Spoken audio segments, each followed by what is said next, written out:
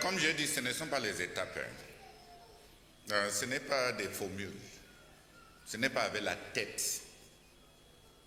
Il y a des choses qu'on ne saisit pas avec la tête. Si tu dis que le travail d'une femme, d'une épouse, c'est de coucher avec son mari. Les prostituées ne couchent pas avec les hommes. Le travail d'une femme, c'est de préparer la nourriture. Les bonnes ne préparent pas. Le travail d'une épouse, c'est d'élever les enfants d'un homme. On n'a pas des enfants hors mariage. Qui m'a compris? Une femme va faire tout ça de par son amour pour son mari. Mais on est d'abord la femme de quelqu'un quand on l'épouse.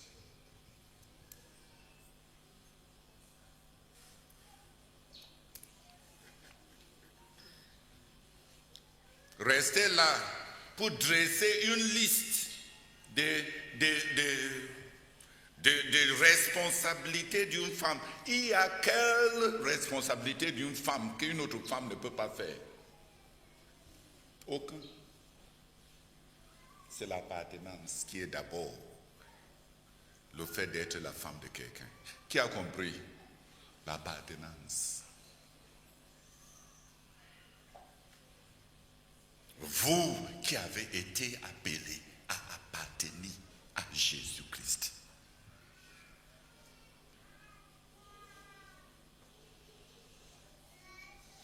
Et il y a l'appel particulier. Je vais juste donner, je ne savais même pas que je serais encore à ce niveau. Il y a 5 choses. Je vais finir ça. Parce que demain, c'est le jour du Seigneur. L'appel particulier. Acte 13, verset 2.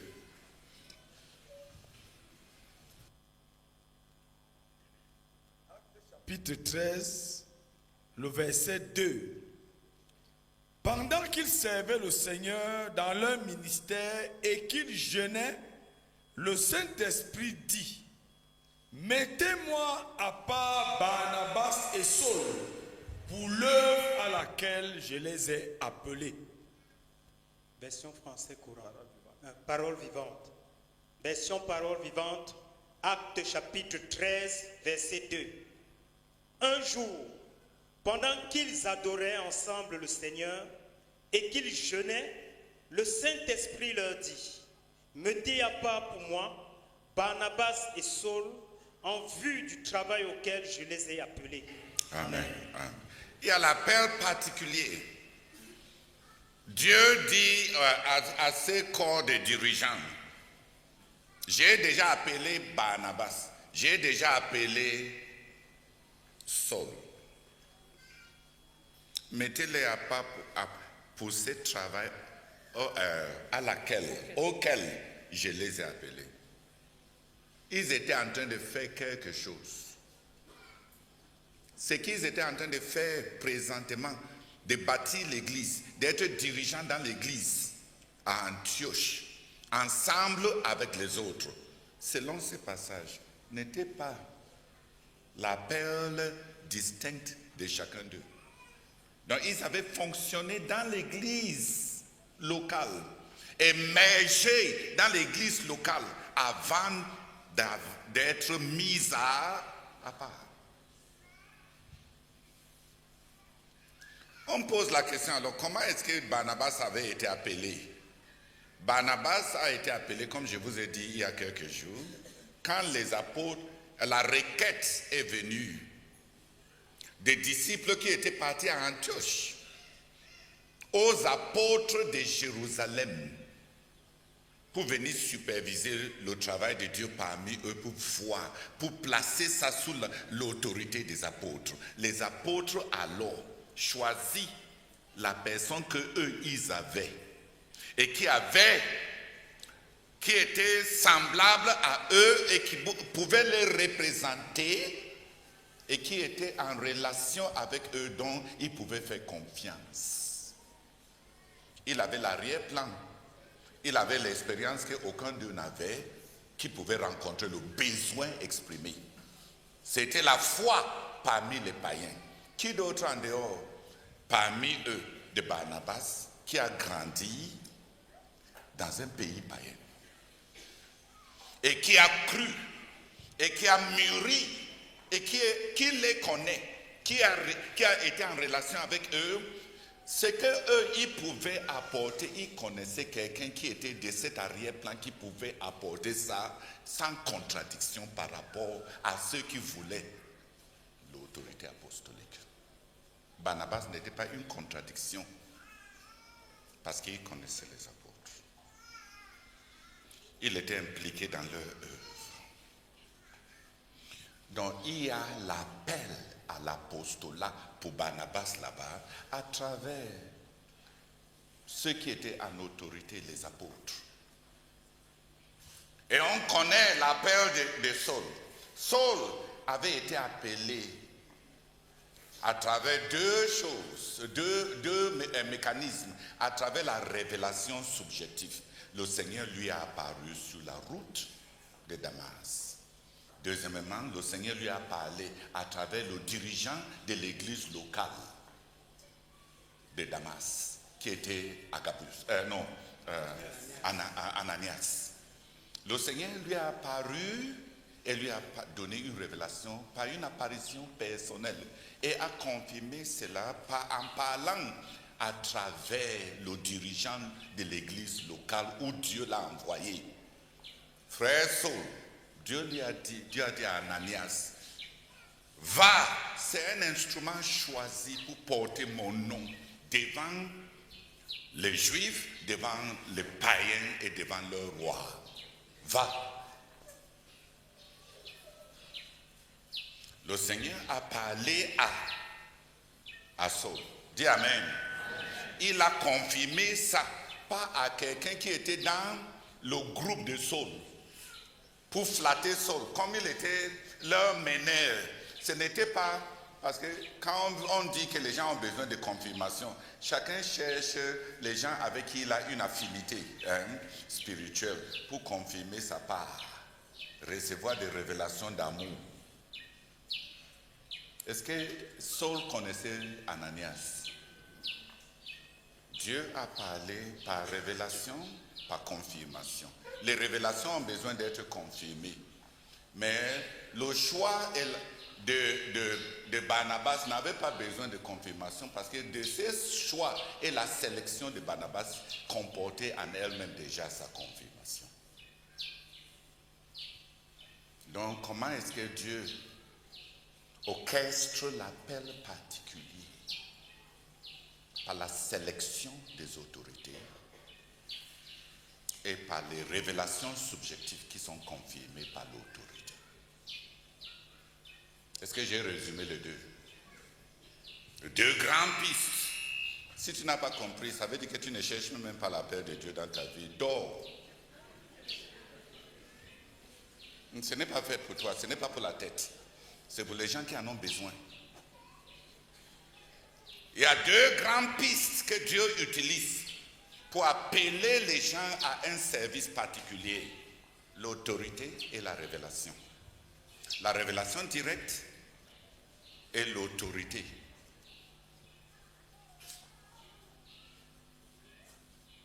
Quand Dieu voulait appeler les gens à être dirigeants, il a dit à Moïse, écris-moi les gens que tu connais.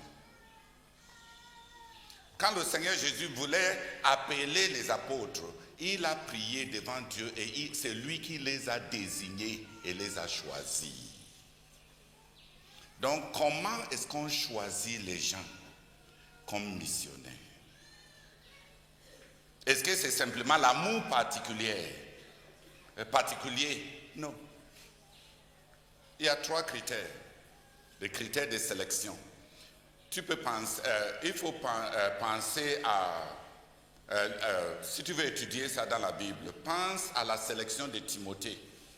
Timothée a été choisi parce que Paul ne connaissait pas Timothée. Quand il est venu à l'église, Timothée avait été recommandé par l'église. Les frères de Lystre, d'Icône, et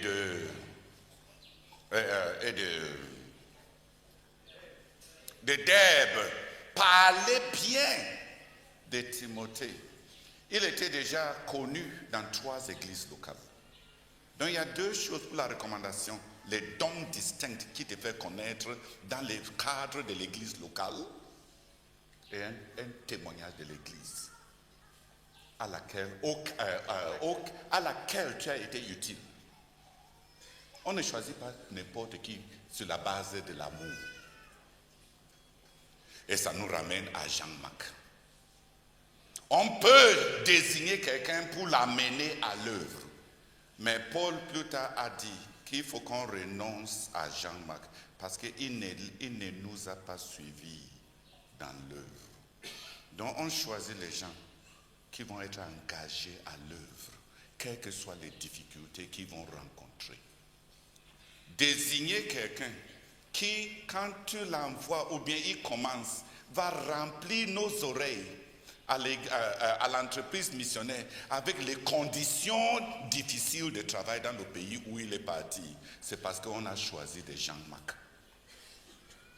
La relation à elle seule. Des Jean-Marc.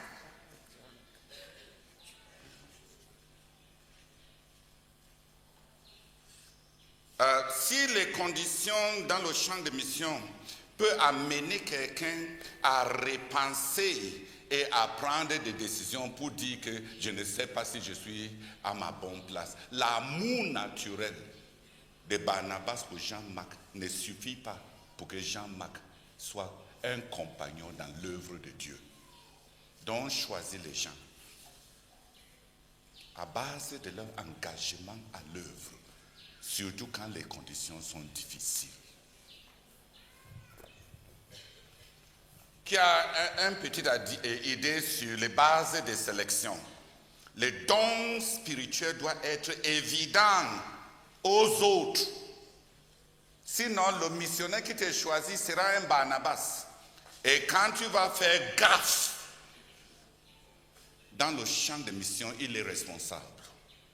L'amour ne suffit pas, mais l'amour est indispensable.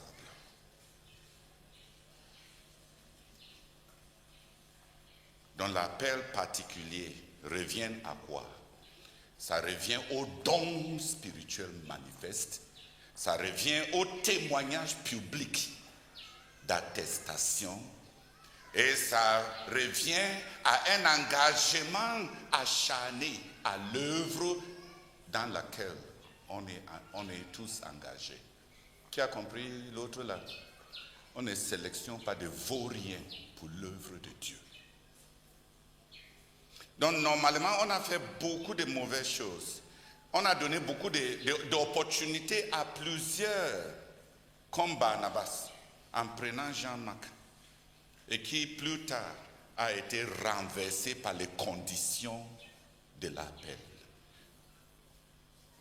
Transformer le ministère à une agence humanitaire pour s'occuper des gens face aux difficultés dans le champ de mission, ce n'est pas l'appel missionnaire. Ça indique une disqualification parce que tu es Jean-Marc. Tu n'as pas ce qu'il faut pour être emballé dans l'œuvre.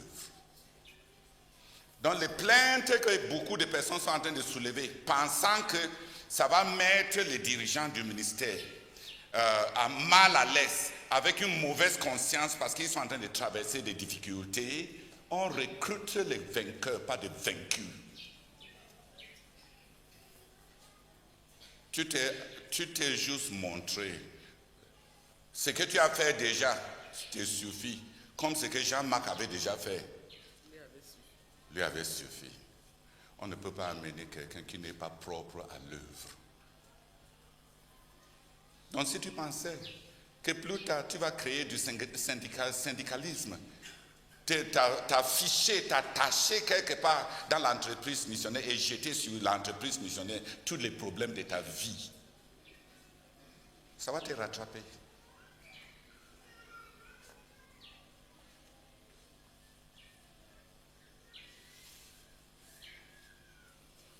Donc beaucoup de gens que j'ai amenés ici au quartier général et beaucoup de gens que j'ai choisis ont déjà prouvé que j'avais fait une erreur.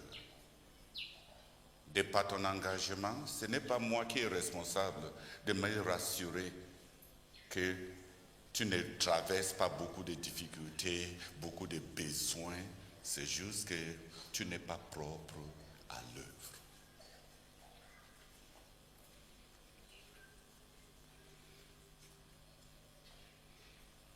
Qui a compris?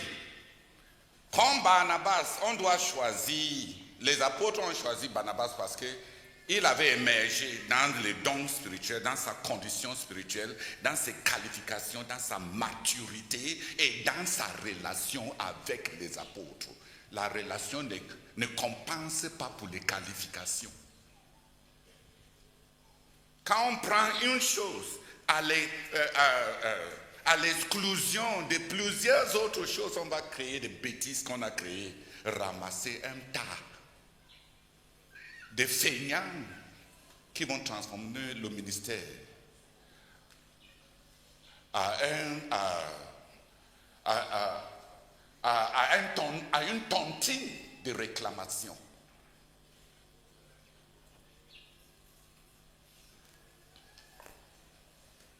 Qui a compris comment l'appel particulier vient? L'appel général, on est appelé à Christ et l'amour pour Christ nous appelle à son service.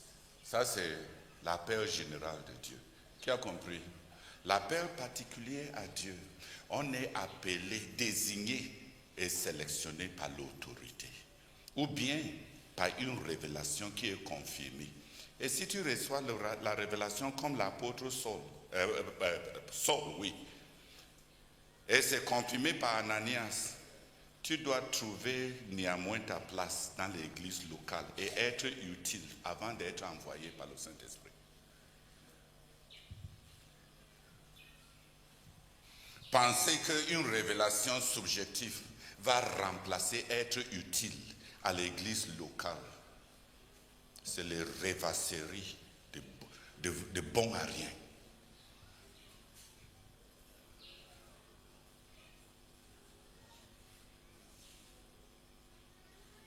Dans Josué, prie. Surtout ta génération. Prie. Qui a compris les deux pistes générales, les deux pistes particulières? Est-ce que est-ce que c'est compréhensible?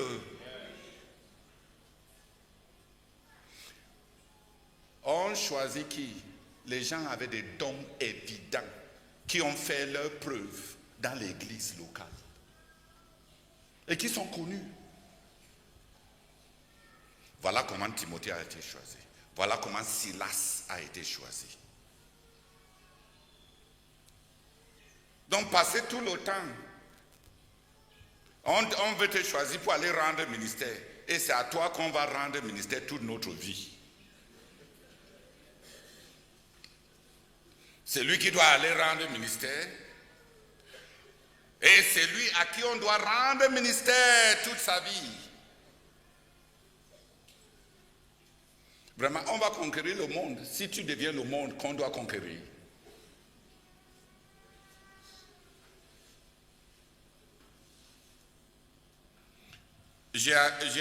La Bible donne la possibilité de choisir. Barnabas a choisi Jean-Marc. Paul était David. Jean-Marc était un croyant qui avait connu le Seigneur Jésus en direct. C'est le jeune homme qui avait fui Jésus jusqu'à jeter même ses habits. Il était là-bas à Pentecôte, il avait été rempli du Saint-Esprit. Il avait de l'histoire avec le Seigneur Jésus. Ce n'était pas pour rien qu'on l'avait choisi. Mais rencontrant des difficultés parmi les païens, rencontrant les tensions émotionnelles quand Paul est devenu le dirigeant de l'équipe au lieu de son oncle. Et avec tout ça, c'est donnant la liberté parce que les choses n'étaient pas convenables. Les relations avaient changé. Il était fatigué d'avoir Paul qui s'impose alors que c'est son oncle qui avait été appelé en premier. Oui. Et il a décidé de rentrer à Jérusalem. Peut-être il y a des difficultés. Peut-être il y a des problèmes dans les relations. Peut-être ta personne à qui tu appartiens est en train de subir, selon toi, un manque de reconnaissance qui lui est propre. Et si tu décides que tu ne peux pas supporter toutes ces juxtapositions des émotions et tous ces jeux de contrôle, et tu rentres, tu n'es pas propre à l'œuvre.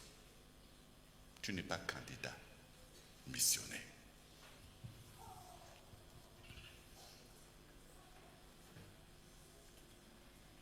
On choisit les doués. On choisit les mûrs. On choisit les engagés. Et il y a aussi Démas. Si Démas est tombé, aime ce monde présent, les gens qui décident de servir Dieu, et c'est après qu'ils ont choisi de servir Dieu, qui veulent maintenant montrer à leur famille qu'ils ont réussi.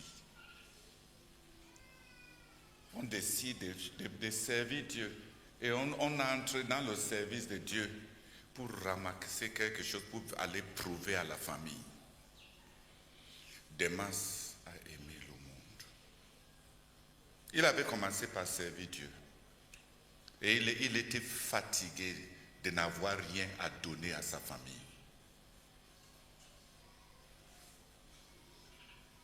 Et il est parti se chercher.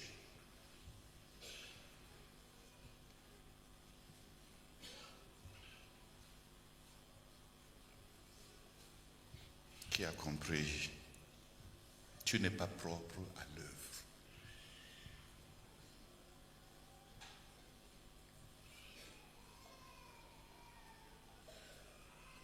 Tu n'es pas propre à l'œuvre.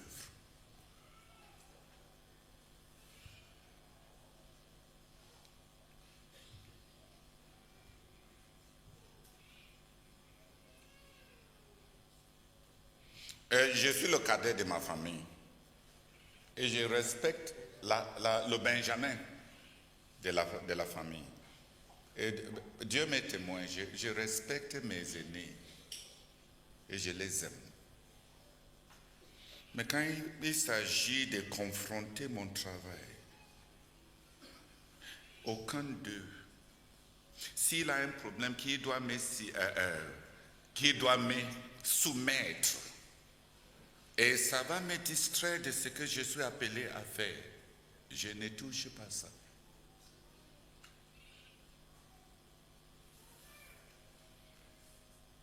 Plusieurs d'entre vous, vous avez touché à quelque chose que vous ne connaissez pas.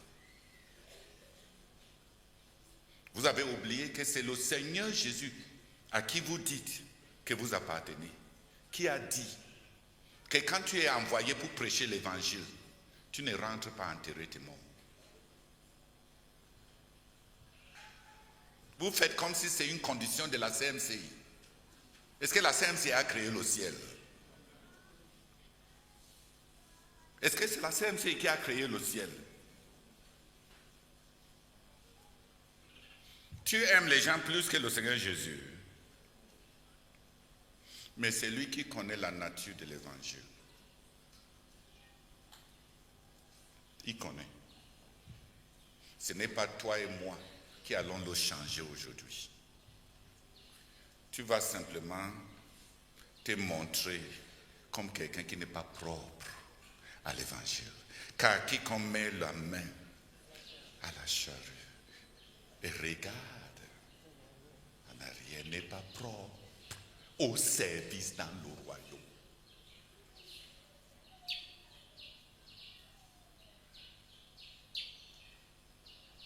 Qui a compris les deux pistes? Les révélations individuelles confirmées par les dirigeants de l'Église. Deuxièmement, être sélectionné et enlisté, enrôlé par ceux qui sont déjà activement dans le service de Dieu. C'est comme ça que les apôtres de l'agneau ont été choisis. C'est comme ça que Barnabas a été appelé. C'est comme ça que Timothée a été appelé. C'est comme ça que Silas a été appelé. C'est comme ça que Jean-Marc a été appelé.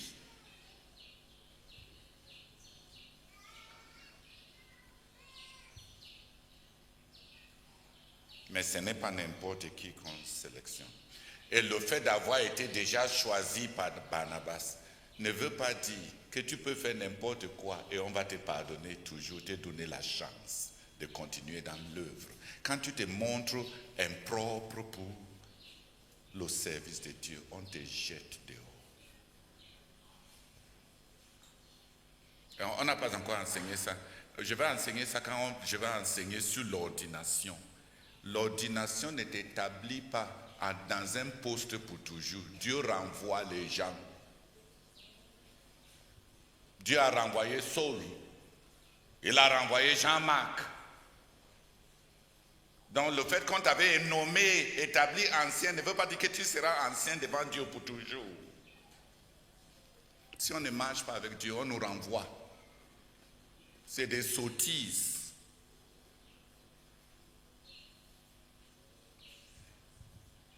Dieu a rejeté Rehoboam. L'ordination n'établit pas une immunité.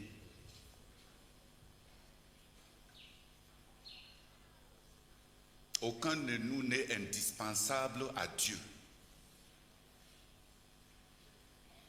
Quand tu vas commencer à faire gaffe, Dieu va commencer à te gaffer.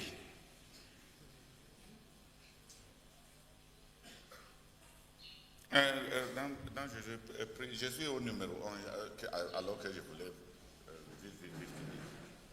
Seigneur béni.